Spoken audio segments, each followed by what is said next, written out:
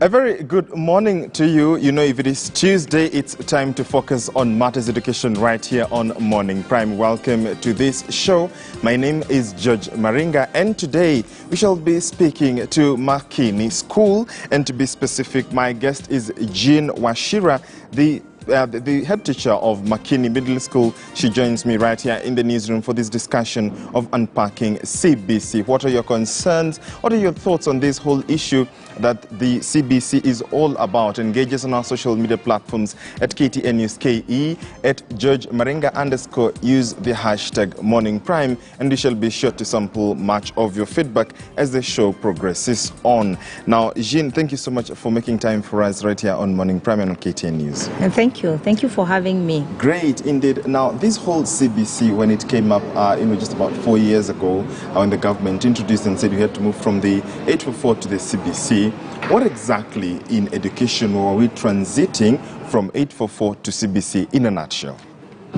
Well, you are aware that we've been having the system of 844, and we are moving to this other system whereby learners are getting into school at the age of 4 years, whereby they have 2 years in the pre-primary, then 6 years in primary, and this is divided into two.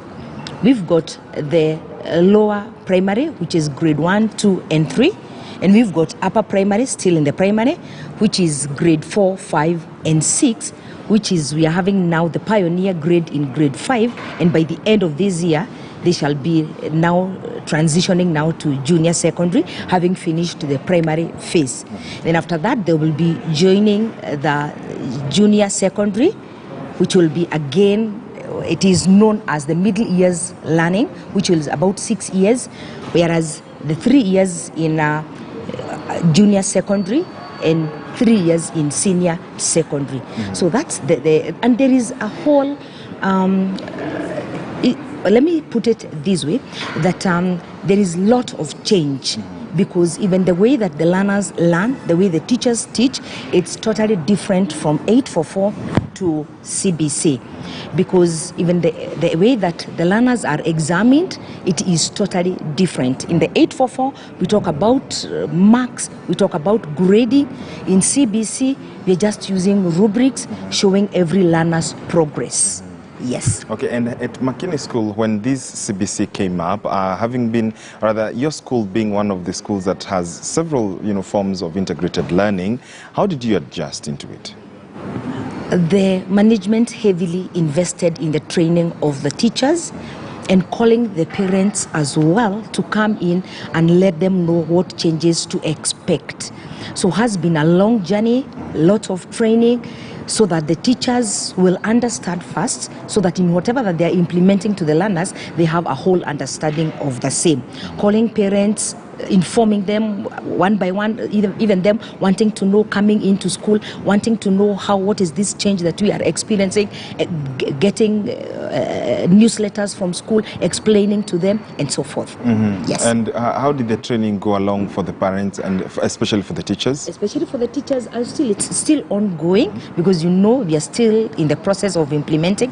So every time that we are moving on to the next grade or to the next level, we look for people who are the curriculum designers, the one from the KICD, and they will come to school. They will train the teachers. So it has been. I would say that the shift has been easy, because these are the teachers who've been teaching in 844. So moving on to the CBC, I would say that it has been a soft journey. But in all, because of persistence in training, we have made it. Yes. And at the center of this all CBC is the children, that is the learners, and it is being termed as a child-centered method. Do you think this is being promoted in schools, especially starting with Mckinney School and proceeding on to other schools? I will say to a great extent, yes. And the reason is because the curriculum design is very clear. We derive what to teach from the curriculum designs. And you will realize that it is guided into what activities the learners should do. You realize that there is role play, it is promoting, that definitely promotes what the children, it's child-centered. And then children are also guided by the teachers into taking charge of their learning journey. So it is child-centered. I know a few years, 2018, yes, should be 2018, you saw the learners outside getting into the market because they had a theme of a clean environment. So it is child-centered in the sense that they didn't sit in class and the teacher explained to them what this is, but they had to go out, get into the market, even talk to the people in the market. What is it that we need to see in the market? How can we keep our markets clean and so forth? So it is child-centered, and I feel that from Mckinney, we are trying to implement that because you realize that we put children in groups so that they discuss their learning in whatever subjects or learning areas that they have been given. Yes. And then the children, of course, had to go back home, and of course, the parents would have to know what they are doing or what they are going through. Talk to us about the shift for the parents, especially now, from a teacher's perspective, as the head teacher of the middle school. How did you see the reception and the perception from parents, even as you get to the intricacies of this whole CBC, even up to now? How is the shift? Are they, participating, with their children in this? Is it 50-50? Is it still in the old system, or have they adjusted into the CBC? I'll say 50-50, because the whole concept, it's called parental engagement. The whole issue of this parental engagement has been misunderstood. And the reason is because when children take home tasks, parents have assumed that it is their role to do the task other than just guide the learners to take that task. So to an extent, I will say 50-50, because parents were used to whereby children would just do their work. In the old system, it is just supervised, the homework is done, and that is it. But now here, a child comes with a project that will take 3-4 days a week or so, depending on how the teacher has guided them. And the work of the parent is just to facilitate that the work is done. Just if there is anything that the child will need from the parent, like maybe there is a time that you saw in the social medias, they were making a scarecrow. So the parent was just to provide the materials needed for this, because children in school had learned what is a scarecrow, what is it used for, in which learning area are they going to use it for. So it was everywhere that now parents are the ones making the scarecrow. But if this concept could be well understood, that your role as the parent is not to do it for your child, but to facilitate, assist in providing the requirements that are needed, that is all. Yes. But sometimes, Jane, you will agree that, these materials that the parents are supposed to facilitate may not be easily available in a country where, the 8-to-5 working model doesn't pretty much apply.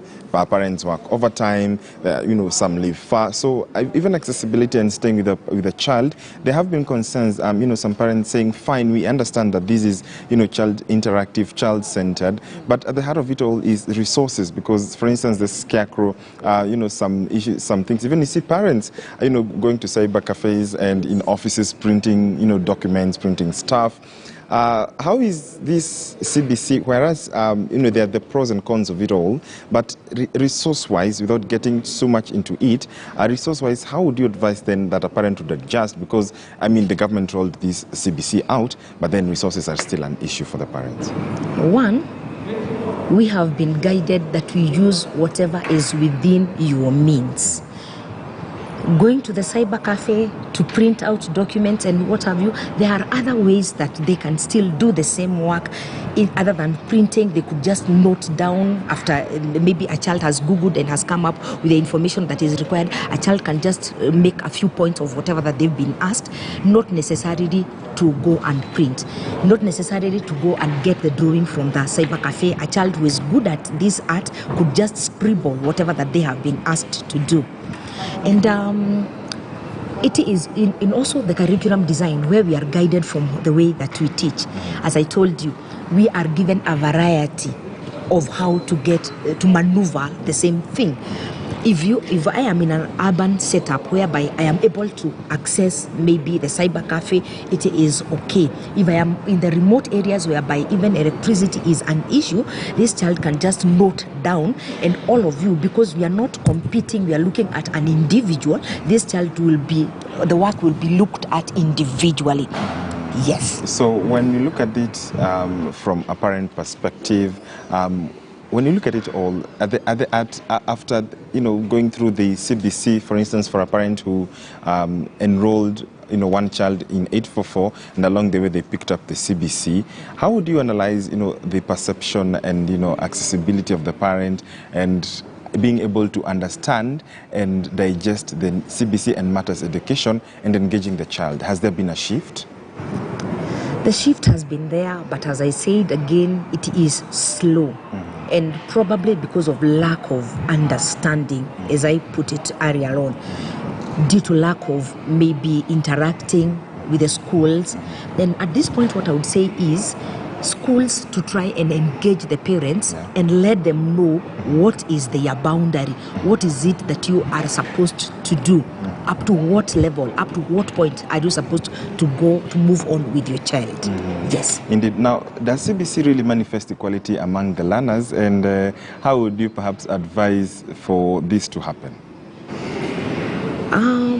In terms of resources, and when you look at the whole economic situation in the country, gauging the children and the learners from all economic backgrounds, is there a centrality? Is there an equality? Let me get to the assessment, because that is where now equality will be seen. Yes. And the questions or the tasks that these learners are given, I would say again, to an extent, it's 50-50. To an extent, they are favoring the ones who are economically down, and to an extent of 50, they are also favoring the ones so that none is left disadvantaged completely. Okay. And I will give the example of whereby there is in agriculture, there is a learning area that has come back, which is agriculture. And children in the upmarkets or in the urban setups have got no clue. They've never been to a farm.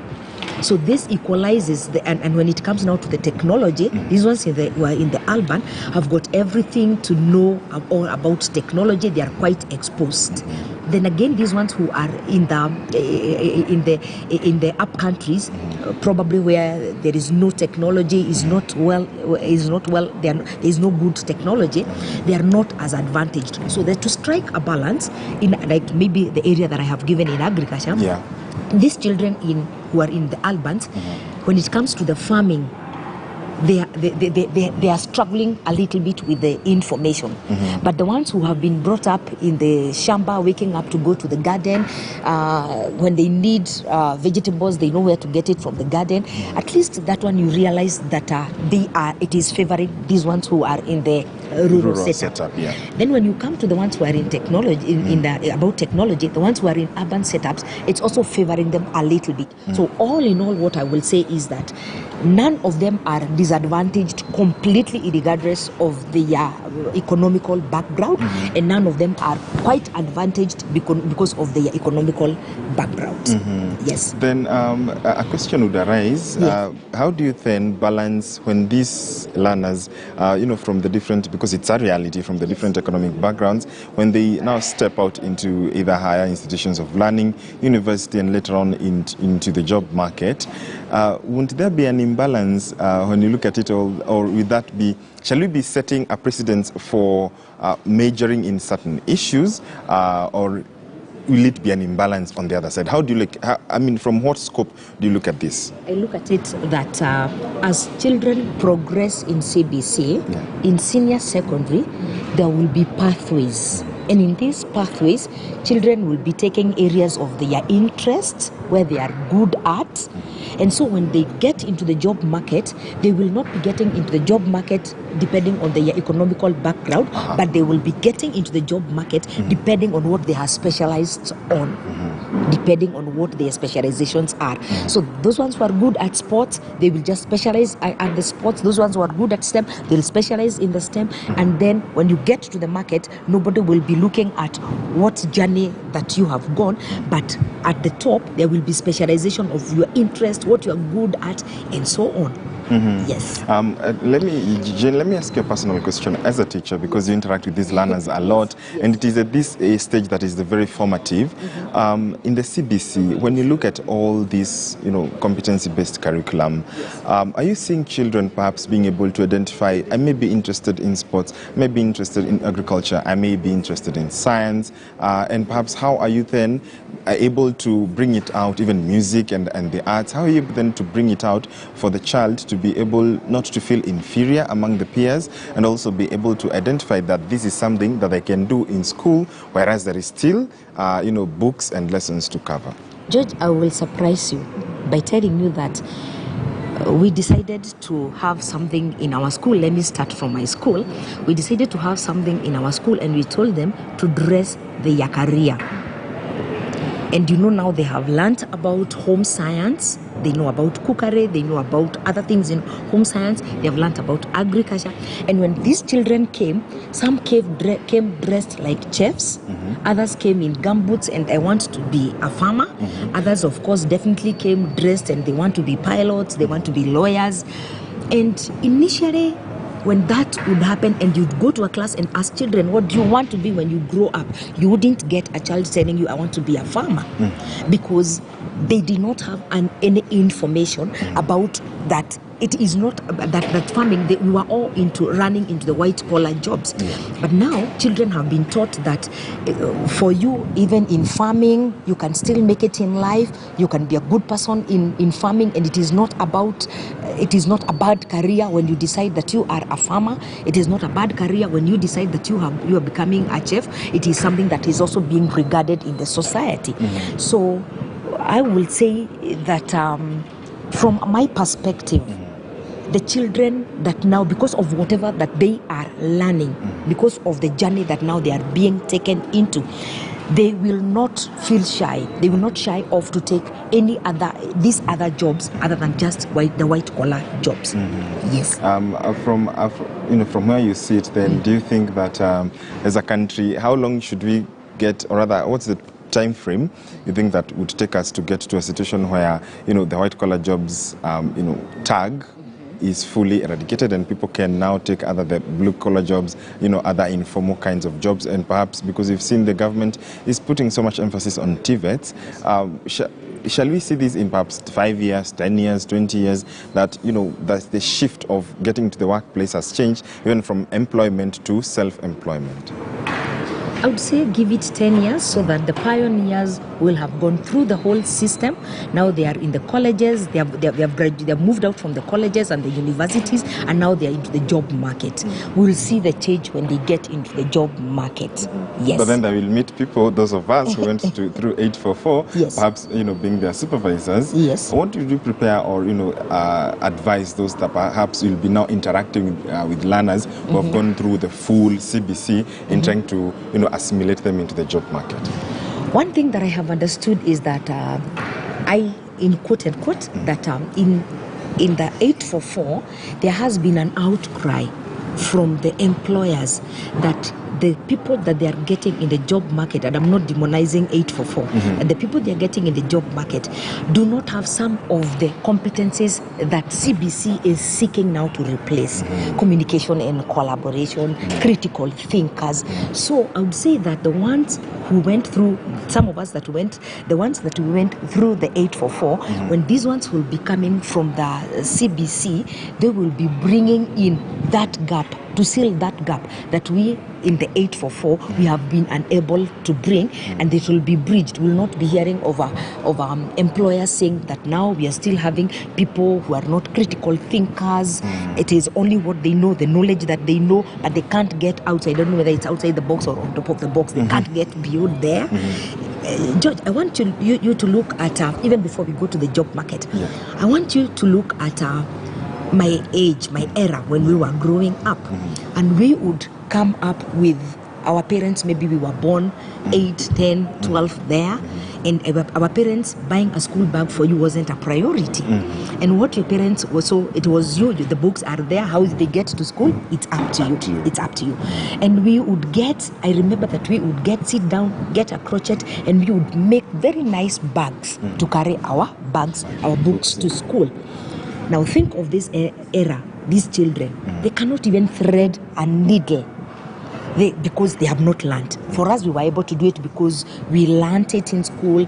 Our elder sisters, our elders, that could be brothers, sisters, also taught us, and we saw them doing it. And so we also felt, wow, it's something that we can also do. But these children have grown. When a dress will get sewn, it is either the mommy, the auntie, the house help, or even to the tailor that it is made. Yeah. So I want you to look at it that now, this the CBC has a lot of practicals whereby these children are learning these skills.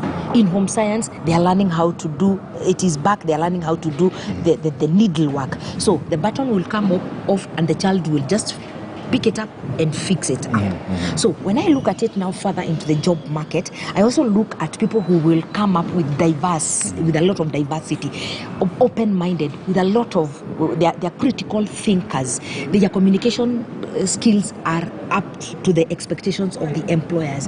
Their collaboration in the places of work is also up to the high expectations. That's how I look at it, George. Yes. Okay, so there is light at the end of the tunnel. The great light at the end of the tunnel. Okay. Yes. Now let's go back now to what you do as a teacher in schools and talk about the assessment. Yes. How different is it, from 844 in the CBC from 844, and how is it conducted? Because we've seen, there in the middle there are several assessments, things that perhaps you are not used to in the 844. How different are they? Let me concentrate on the CBC because at least we know where we are coming from, now where we are going. In CBC, we have got two forms of assessments. We've got the formative assessment. The formative one is whereby the children will be given assessment in their journey of learning. A teacher has finished a topic or a strand and will want to assess the learners. So that one is the one that we are calling the formative. Then we've got the summative one. The summative one is the one that will give them at the end of a certain period, maybe at the end of a term, at the end of the year. The government from NEC is giving the summative one at the end of the year, once in a year. And they give it in two ways. There is the practical bit, whereby the learners will be given a theme and there will be lots of practical bits that they will be doing, starting with maybe planting, in agriculture, in the different learning areas. In every learning area, there is something that they are doing. Then there is the one that they will come and sit in, depending on the work that NEC will have given. So that is the summative one. In the formative one, it could be a project that the teacher is expecting them to do in 2 or 3 days. It could be written work, it could be oral work, it could be some work that they have been given to do dramatization in class and the teacher is assessing. So in the formative, there are lots of ways in which we can assess them. But the summative one, I've told you, this is where they sit in, and after that, they sit in the paper, especially the ones that sent from the NEC. This is how it is done. We shall be told, NEC will communicate to us and tell us through they will send us a write-up and they will tell us that we shall be uploading the assessment on this day. And once it is uploaded, then from the school point, we have got a special code. We shall get now the assessment and we shall print and give to the learners. The teachers, it is very, if the learner needs extra time, it is so free. We leave the learners to do it in a very relaxed manner. But of course, we time them. Then it is not like the KCPE whereby the policemen will be there and so forth. They will do it, and after the same teachers who have given the work, they will mark, they will give the rubrics. We give below expectations, meeting expectations, approaching expectations, or above, exceeding expectations. Then we shall now, again, still in the portal from NEC, we shall key in the results for the learners. Yes. Malim, in every class, there is that child to whom education, books are not pretty much their strength. How do you assess them, by observation, even, through the assessment? Are you seeing perhaps some sort of improvement? Are they being now, feeling appreciated? Are they even appreciating education? Because there are those to whom, once you mention books, they just switch off. I'll start with the learners. They are appreciating more. And the reason is because in the 844, it was just about what you can remember, the knowledge that you have acquired through the learning. But these were other one, they're those children who are not good at remembering, but they are very good with their hands on. You've been asked to make a necklace. That one who is remembering everything that the teacher talked, and they're very good at answering the structured questions because they are structured, there are no choices. Who are good at that may not be as good as making some beadwork and to make a necklace or to make a bracelet. So, and from the practical bit, they will get some marks. From the group work, they will get some marks. So there is no child who will go home with totally nothing and say that I didn't score anything, because this child can get a few marks from the practical, a few marks from the work that they have done in a group, because there are marks that they will acquire from there. So they are appreciating more because it again, their variety, there are different methods of getting into the same concept. If they can draw whatever that they can remember, it is okay. As I have told you about the questions that these learners are doing, they are structured. So it is not about A or B or C or D. So there is this one who will be able to narrate the whole paragraph of whatever the structured question has asked and maybe get 2 points. And there is this one who will remember a few points on the same, but at the end of the day, it is making sense. So the child will get 1 mark. So they are appreciating more. And this brings, of course, to the, we talk about skills, sewing, farming. It brings to the conversation on 21st century skills. What are some of those things, perhaps, as a teacher, by the time the child has gone through, the learner has gone through the CBC, some of the skills, the 21st century skills that perhaps the core ones, you expect them, or, you are confident that this one, once they proceed either to junior secondary, to the other forms of, the other grades, they will be able to step out with them, even that will help them in the future. What are some of the core ones? Communication, collaboration, digital literacy. These are some of the major ones that you will see every child getting out with them as they are graduating from the CBC. Judge, you will agree with me that you have seen people who are very sharp, but to express themselves is an issue. They are unable to express themselves. I'm sure that you have come across them. But in CBC, reading, listening and speaking, they are overemphasized, especially in the early years. So every child who will come out from CBC, especially in the early years up to grade 3, every child is confident because has been given a chance to express, give out whatever that they are supposed to talk about in class, study in class. You have a task whereby you are supposed to go and find out, even from your parents. Like, for example, when you are growing up, what were the games that you are playing? Maybe I take a case scenario of a grade 2 child. And when this child will come to class to report, will stand in front and you're being assessed by the teacher. The posture, the way that you are communicating. So these skills, most of the 21st skills, we shall see them in these children, and we are already seeing them. We are seeing very confident children. We are seeing children who are critical thinkers. You tell them, how can we maneuver this? And you see this one coming with this idea, this one coming up with this idea, and you just feel very happy as a teacher because was it only you to give the information, these others wouldn't have come up. Yes. Indeed. So when you look at it all, we are used to the Kenya National Examinations Council monitoring the 844. How are they then monitoring the assessment of learners in the CBC?